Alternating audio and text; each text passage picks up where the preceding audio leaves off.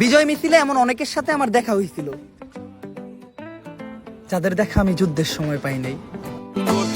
যদি ভরসা আল্লাহর উপর থাকে, দেরি হইলেও বিজয়টা সত্য আর ন্যায়েরই হয়।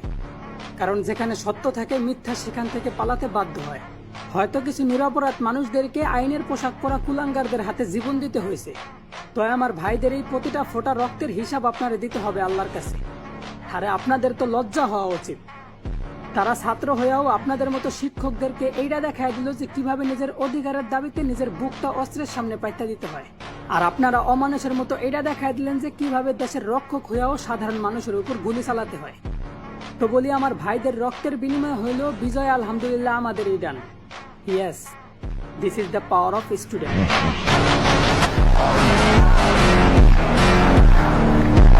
টাকা হইলে, গাড়ি বাড়ি হইলে নাকি মানুষ ভাগ্যবান মনে হয়।